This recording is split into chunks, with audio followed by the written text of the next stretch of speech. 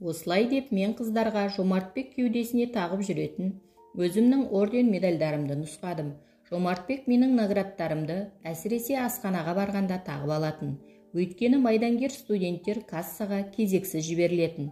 Мен соғыстан келгенімді пайдаланып, ас алу үшін алға қарай ентелемей кезегімді күтіп тұра беретіндіктен Жомартбек менің тумбочкамда жатқан медальдарымды тағып алып, кассаға қарай ұмтылатын.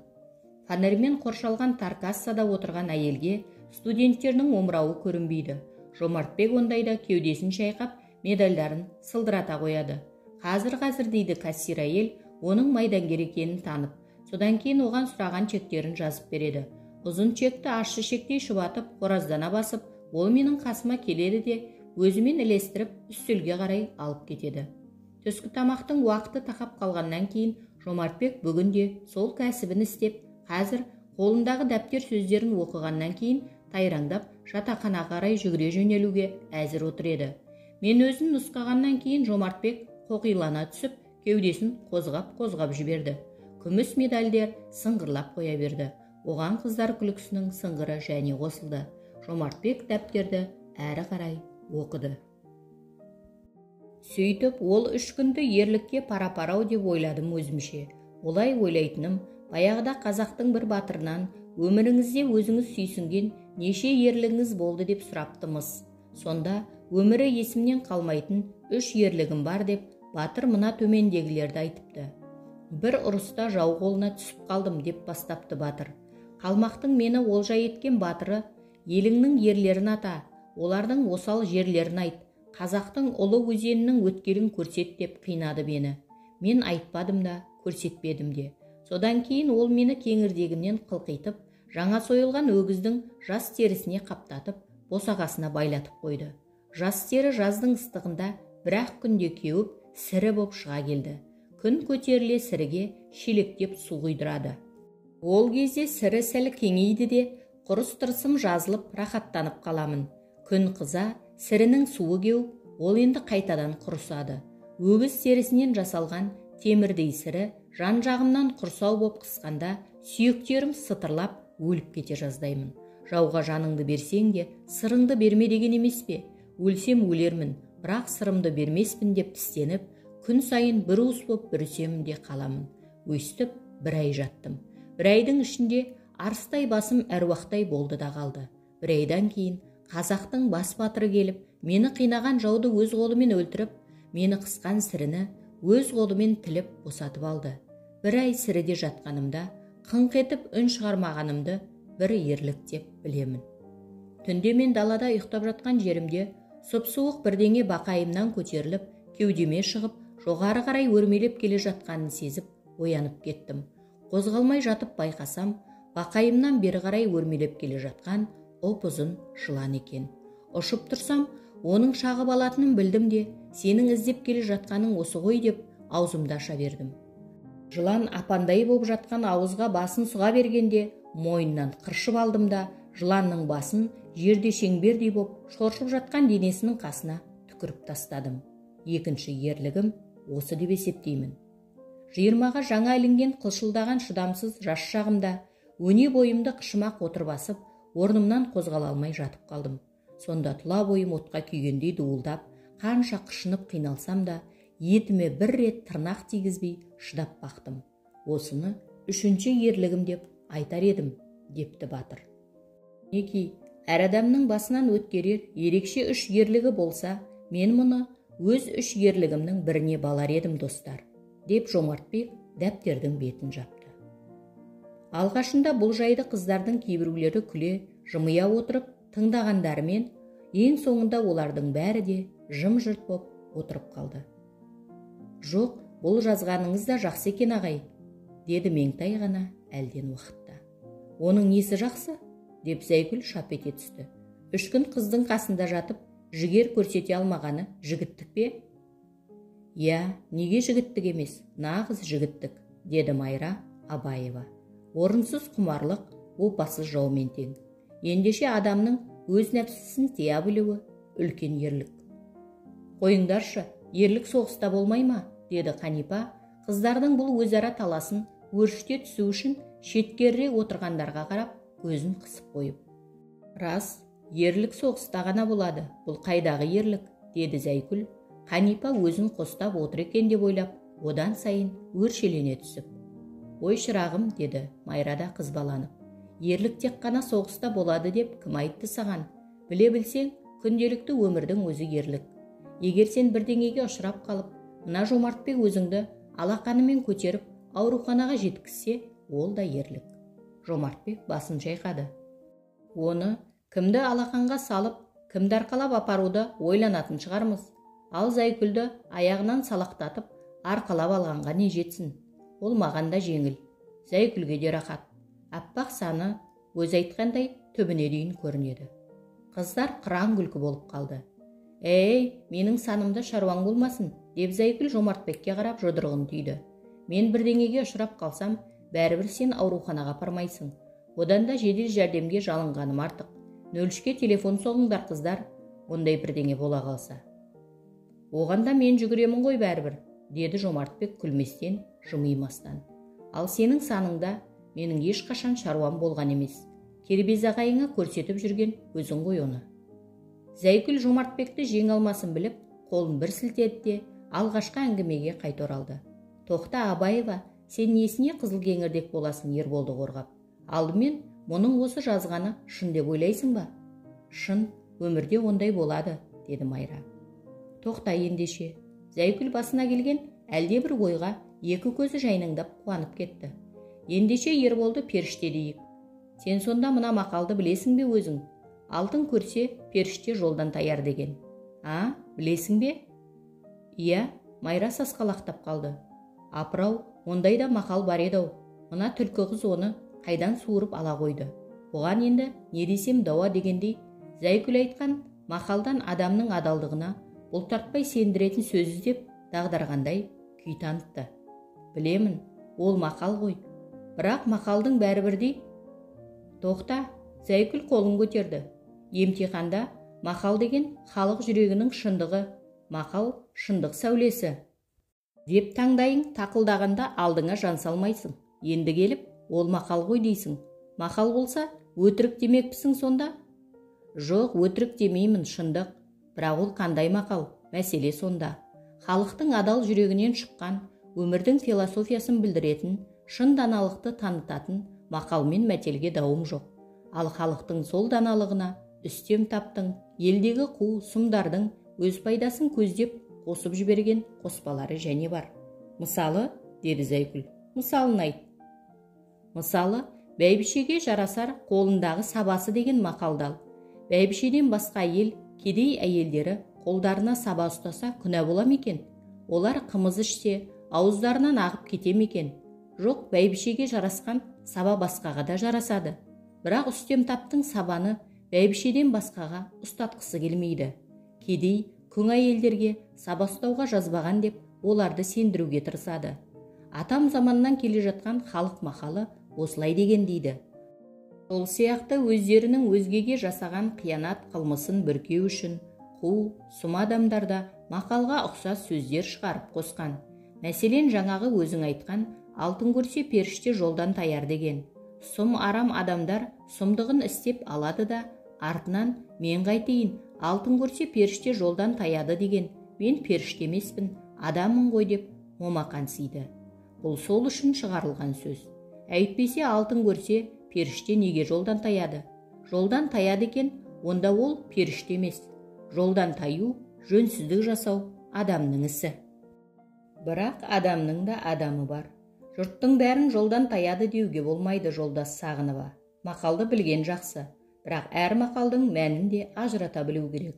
Ас ішіп, ағынан жегенді жақсы көріп, арпа мен бидайды айыра алмаудың несі лайық? Майра алғашында сөзін кібіртіктеп, күмілжіңкіреп бастағанымен, орынды ой, орамды сөз тапқаннан кейін бір жолата қанаттанып, қайраттанып кетті.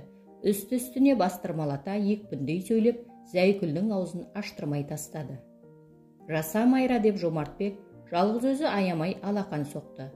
Сағынованы шалқасынан түсірдің, аяғын аспаннан келтірдің.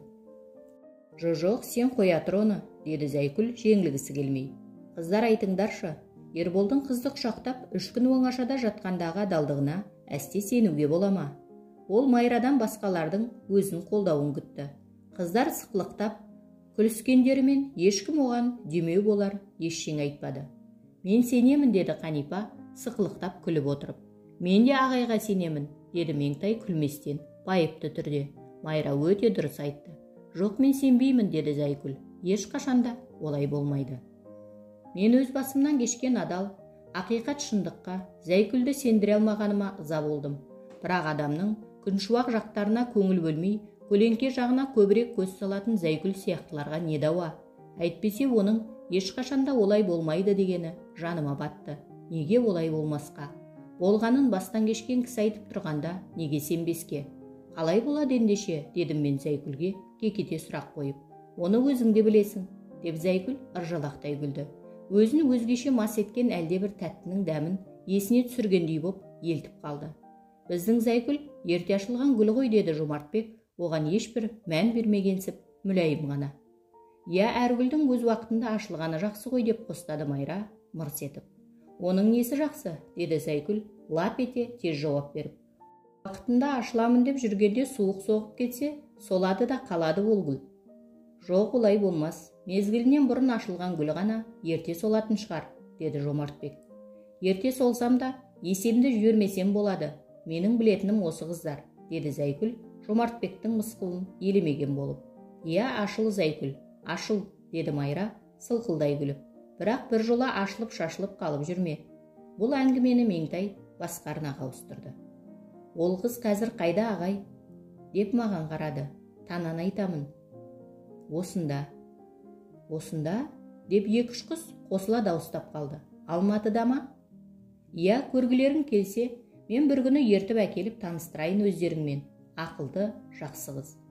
Бәсе, деді Зайкүл қайтадан сықылықтап. Енді түсінікті болды. Осылай шығар деп өзім де ойлап едім-ау. Екеуің ЗАГСке де барған шығарсыңдар. Қоя тұршы сарнамай, Зайкүл, деді Қанипа көзі ойнақшып зәлімдене қалып. Ал ол мұнда қашан, қалай келген? Біз неге оны осы күнге дейін білмейміз? Бұл бар қыздың көкейіндегі сұрақ болуға тиіс. Бәсе, иә, десіп қалды бірсыпыралары Қанипаны қостап. Мен сол жолы Танаға Алматыда Жемпей деген жаңа институт ашылғалы жатқанын естігенімді хабарлап, соған барып оқуға түсуге кеңес бергенімді айттым. Менің соңымнан іле-шала Тана Алматыға келіп, сол институтқа түсіпті, дедім. Кездесу жағы қалай? Деді тағы да Қанипа. Анда-санда. Одан кейін бірге жатқан жоқсыңдар ма? Деді Зайкүл шыдамсызданып. Қыздар үндемеді. Зайкүлді қайырып тастамады. Соған қарағанда олардың да осыны білгілері кеп отырғаны аян болды. Жоқ, дедім мен күліп. Ол менің досымның қызы, досым ғой. Тек дос тұрғысында ғана кездесіп ажырасамыз. Зайкүл одан сайын тақымдай түсті. Достықтан махаббат туады демеуші ме еді? Әлде достық махаббатқа ұласады деуші ме еді? Абаев, айтшы, осылай ме еді? Деді Зайкүл Майраға қарап. Майра басын изеді. Ендеше, деді Зайкүл тағы да қылмыңдап. Дос болғаннан кейін ептеп. Қыздар ақырын ғана сылқ-сылқ күлісіп алды. Жомартбек басын жайқады. Меңтай, Майра, мен үшеуміз ғана, күлгеніміз жоқ. Ондай ұласқан ештеңе жоқ әзір, дедім мен салмақты түрде. Ол енді екі жақтың да көңіліне байланысты шығар, деді Меңтай жай ғана. Зайкүл ентелей түсті. Немене, Ерболдың қызда көңілі жоқ дейсің бе? Болғанда қандай? Осында төмен қараған болып, бәріміздің ашық-шашық жерімізді аңдып, сілекейіне шашалып, өзінен өзі әлек болып отырады ғой бұл. Әсіресе сен қолына түссең, шайнамай қылғыр еді бәлем. Қыздар да, Жомартбек те тегіс ду күлісіп алды. Меңтайдың ақ жүзіне қызыл қан ойнап шыға келді. Бірақ онысын білдірмеу үшін Меңтай қыздармен қоса күліп, Зайкүлдің сөзін әзілге айналдырып жіберуге тырысты. Сен немене, Зайкүл, деді Меңтай күліп жатып. Ағай сонша кісі жейтін тажал ғой деп бедің? Қызды жейтін жалмауыз жігіт екенін сен білмеуші ме едің? Деді Зайкүл жұлып алғандай. Сен оны ағай дейсің. Бір күні ағайың сені әлгі бір елдің ертегісінде айтылатын қай елдік еді өзі? Я, қызыл бөрікті қызды жұтқан сұрғасқыр сияқты ап деп асап қойғанда білерсің, әлі тажалдың кім екенін, жалмауыздың не екенін. Қызыл көрпені ұмытып кеттің бе өзің? Ол жай шығарыла салған өлең емес.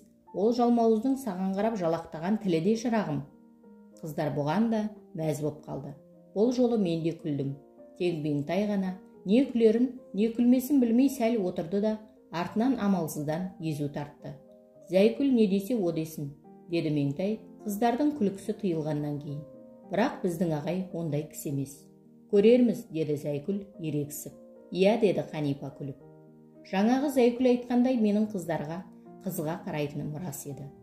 Бірақ менің қарауым Дон Жуанның жас келіншектерге қарауы, Жил Бластың жақсы әйелдерге қызығу емес. Менің қыздарға қарауым өмірге қызығу, өмірдің сұлулығына ынтығу болатын. Бағбанның өз қолынан өсірген гүлге мақтанышпен құмарта қарағаны сияқты өзім солдат болып, қоса қорғасқан өміріміздің жанды гүлі жақсы қыздарға сүйсіне көз салып, осындай жандарды өлімге бермеу үшін күрескеніме риза болып, іштей мақтануым еді. Көп жігіттер осы ғажап гүлдерді көре алмай кетті. Мен сендерге өзімнің алапат соғыста аман қалып, өздеріңнің орталарыңда отырған баға жетпес бақытымды сағат сайын сезіну үшін қараймын қыздар. Ал сен менің мұңымды мазақ етесің, Зайкүл. Бірақ мен сенің бір сөзіңді құптар едім. Сол сөзіңнің шындыққа айналуын қалар едім. Ол сенің Меңтайды мен тажал боп, ап деп асап қояды, қылғымай жұтады дегенің. Меңтайды менің сүйетінім рас. Бірақ мен оны сен айтқандай асап та қоймас едім, қылғымай да жұтпас едім. Ол мені сүйсе, мендік болса, мен оны гүл етіп төбеме көтерер едім. Оған айнымас адал жар, ажырамас жан серік болар едім. Дегенмен, сен бүгін маған жақсы қызмет еттің, Зайкүл. Сен менің ойымды айттың. Меңтайға ауызбен айтып білдіре алмай жүрген тілегімді жеткіздің. Бұл үшін саған мыңда бір рахмет, Сағынова. Мен осылай ойладым, бірақ мен оны ешкімге айтпадым. Қыздармен қосыла күліп, жайбырақат адамға ұқсап, үндемей отыра бердім.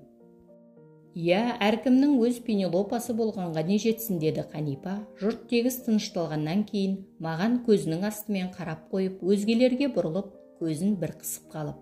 Содан соң өтірік күрсініп алды. Онсыз өмір қиын ғой. Әркімнің өз Пенелопасы болғанға не жетсін деген менің сөзім болатын.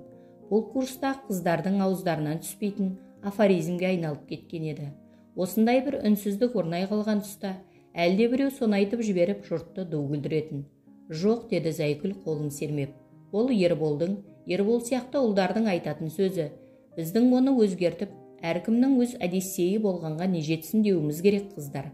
Маған Одиссей керек. Қыздар тағы да күлді. Одан өзге жарамай ма, деді Жомартбек Зайкүлдің сөзін қағып алып. Жоқ, Зайкүл тез жауап берді. Жарамайды, сен жарамайсың, соғыста болған жоқсың. Ендеше соғыста болған, омырауы орденге толып қайтқан адам отыр ғой алдыңда, деп Жомартбек мені нұсқады. Мұның өзі бір кісіден басқаны көрмейтін соқырлау Одиссей, деді Зайкүл жұртты тағы да ду күлдіріп. Қыздар көп күліп кеттік, қояйық енді, деді Меңтай оң жағында одеял үстінде жатқан кітапты қолына алып. Үй артында кісі бар дегендей, емтихан келе жатқан жоқ па, ертең тағы да. Я, сақалы сапсиып, деді Жомартбек. Жомартбектің сөзіне ешкім күлмеді. Бәріміз бөлменің ішін шаңдата асыр салып ойнап, мұғалім келе жатқанда тымтырыс парталарына отыра қалатын, төменгі класс шәкірттеріндей бұқиып төмен қарап, конспект, кітаптар бетіне қайта үңіліп, үнсіз қалдық. Осыдан кейін бір демалыс күні мен Тананы жатақханаға ертіп әкеп, қыздармен таныстырдым. Ол әсіресе Меңтаймен, Майрамен шүйіркелесе сөйлесіп, жақсы дос боп кетті. Нашар студенттердің көз жасын көктемнің жылы жауындай сорғалатып, жазғы емтиханда өтті. Біздің бірсыпыра қыздар жылап-сықтап жүріп, кейбіреулері құлап қалған емтихандарын қайта тапсырып, бәріміз тегіс 3-ші курсқа көштік. Бір курс жоғарылағанға, Алатаудың төбесіне шықпағанмен төскейіне жеткендей боп көңіліміз көтеріліп қалды. Соңғы емтиханнан құтылған күні кешке 33-ші аудиторияға жиналып, өзімізше сауық өткіздік. Оны қалай ұйымдастыруды алдын ала ақылдасып алғанбыз. Ішкісі келгендерге бір-бір бокал шампан қойылды. Ішпейміз дегендерге қалағандарынша лимонад пен минерал суы берілді. Сен ананы іш, сен мынаны іш деген сияқты біреуді біреу қыстау, қинауға қатаң тыйым салынды. Әркімге 2 бутербродтан шайнама және тиді. Осының өзі бізге 1-ші класты ресторанның ең қымбат, ең дәмді тағамынан кем боп көрінген жоқ. Бірлесіп жасалған программаның ішу, жеу, ықыластану деген 1-ші бөлімі осымен бітті. Оның ойнау, ойлау, өнер таныту деп аталатын екінші бөлімі басталды. Бұл бөлімде әркім өзінің бұрыннан осы күнге арнап даярлаған ең оригиналды деген ойынын ортаға салады. Ең жақсы деп танылған номерлерге мынадай сыйлық беріледі. Ұлдар қалаған қызының бетінен сүйеді, қыздар қалаған адамына өз тілегін орындатады. Бәріміз аудиторияның ортасын босатып, алақотан болып отыра қалдық. Алғашында жүрексініп, ешкім ортаға шықпады. Бәрімізден батыл, зәйкүлі болды. Бір кезде ол мойнын жас баладай былғаңдатып ортаға шықты. Ал, не айт дейсіңдер? Біз ештеңе демейміз. Арнап әкелген өнеріңді өзің көрсет. Ей қыздар-ай, деді зәйкүл күліп. Менде кімнен шпаргалка аламын дегеннен басқа не ой? Алған шпаргалканы өз сөзімде етіп төпеп айтып шығудан басқа не өнер бар дейсің? Бәріміз ду күлдік. Өзі ақжүрек десіп жатыр біреулер. Одан да бір ән айт десеңдерші маған. Айт, дұрыс. Зәйкүл сызылтып дударайды айтты. Әнін бітіре салып, тақпақ айтқаннан кейін дереу кәмпит сұрап, алақанын жайған баладай болып, төрешіміз Абаеваға қарап, бірден ақы сұрады. Майра, менің бұл әніме сыйлыққа деп келе жатыр еді, Жомартбек орнынан ұшып тұрды. Жоқ, саған сыйлық берілмейді, деді ол. Сен оригиналды ештеңе орындаған жоқсың. Қыздар шу ете түсті. Берілсін, берілсін, тіпті болмаса бірінші бастаған үшін берілсін. Майра басын изеді. Иә, қалағаныңды ата Сағынова. Зәйкүл қылмыңдап қалды. Онда, деді ол тәкаппарлана бастап. Онда мына екі жігіт, Ербол мен Жомартбек, шөп еткізіп, екі жақ бетімнен қатар сүйсін. Қыздар қыран күлкі болды. Жоқ, біреумізде жетеміз ғой, деді Жомартбек. Зәйкүл жетпейді дегендей басын жайқады. Ойынның тәртібі бойынша қыздар қалаған адамына өз тілегін орындатады. Осылай ғой, ендеше менің тілегім айтылды. Екеуің келіп оны орындаңдар. Солай ма, Майра? Майра ішек-сілесі қатып басын изеді. Жомартбек екеуміз Зәйкүлге қарай аяңдадық. Қыздар қосылып бір ырғақпен алақан соқты. Бұл жеңімпазға ойналған туш есебінде болды. Екінші кезекті Жомартбек алды. Ол ортадағы орындыққа қолына домбыра ұстап шықты. Орындыққа отырмас бұрын әртістерше иіліп, қыздарға тегіс ізет көрсетті. Менің негізгі мақсатым Казгуды бітіріп, жақсы азамат боп шығу екенін өздерің де білесіңдер, қыздар. Одан маңызды, ешбір кем емес тағы бір мақсатым бар. Ол не, деді шыдамсыз Зәйкүл. Ол, деді Жомартбек, жақсы әйел алу. Бұл сөзде қыздардың ду күлкісіне ұласты. Сыңғырлаған тәтті күлкілер тоқталғаннан кейін Жомартбек сөзін жалғады. Сендер күлесіңдер, сендерге оңай бол. Сендер немене, жақсы көрген жігіттеріңе құлағынан басып отырып шығасыңдар да аласыңдар. Болмай бара жатса комсомол ұйымына арыз бересіңдер. Ал комсомолдың құрығызын жігітті шетке шыққан саяқ жылқыдай етіп қайырып әкеп арыз айтқан қызға қосақтайды. Қыздар тағы да бөлмені бастарына көтере күлісті. Ал Ербол аға екеуміздің жайымыз мүлдем басқаша. Алдымен біз қай қыз жақсы деп басымызды бір қатырамыз. Жақсы қыз мені жақсы көреме, айтқанымды қабылдай ма деп және делсал боламыз. Қойшы не керек, жігітке жақсы жар тауып алу оңай емес. Сондықтан мен сендерге қазір алдымен жақсы қатын, одан соң жаман қатын туралы екі өлең айтып беремін. Осылай деп Жомартбек домбыраны қағып-қағып жіберді де аудиторияны басына көтере шырқап қоя берді. Аққұба қатын алсаң бойы сұңғақ, қасыңа шақырғанда келсе зырлап, дауысы әудегенде әрең шығып, кеудесі еңкейгенде етсе бұлғақ. Аяғын табағымен қойған жауып, сүйреңдеп сөз сөйлемес өсек қуып, бір сөзді екі сөз қып еш айтпайды, көбейсін ұрыс жанжал қайдан туып. Жеріне адал жүріп, болар серік, қуанар ғазиз құрбы жүзін көріп, білгізбей бар болса да жоқ болса да, тұрғаны әр қашанда қасын керіп. Сипаты жақсы қатын айтсам бітпес, мадақтап жаман қатын ерін күтпес. Ұқсатса азба көппе тапқаныңды, кез келсе кедейшілік ештең етпес. Деп Жомартбек шанақты сарт еткісе соғып, орнынан тұрып, тағы да жан жағына қарап басиды. Бәріміз қол соқтық. Енді жаман қатын туралы айт, деді Зәйкүл шыдамсызданып. Айтайын ба дегендей Жомартбек биігірек креслода қолына кітап ұстап, өзге жұрттан оқшаулау болып отырған Майраға қарады. Ол рұқсат дегендей басын изеді. Абаева қазір 3-ші курсқа бүгін ғана көшкен студенткадан гөрі 3 жылдан бері ел билеп, тәсілденіп қалған әйел патшаларға ұқсайтын еді. Күлмей, жымыймай басын тік ұстап, иегімен ишара жасап, саусағының ұшымен бұйрық беріп отыр.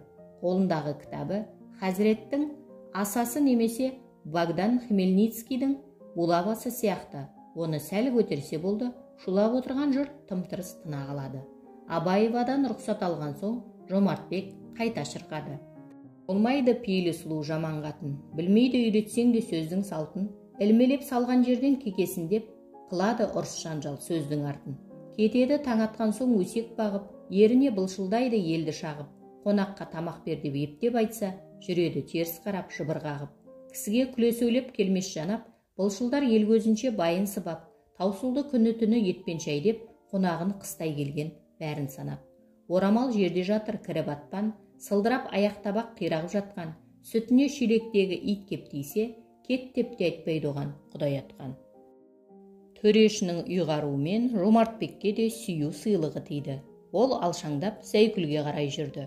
Ернін шүршейтіп, нақ соны ғана сүйетіндей боп ыңғайланып бара жатты. Зәйкүл қитыңдап, басын қиқаңдатып, ернін ыңғайлай бастады. Жомартбек оны өзіне қарай ұмтыла түсті де, басын шапшаң бұрып, шөп еткізіп, Зәйкүлдің қасында отырған Нәзилаштың бетінен сүйді.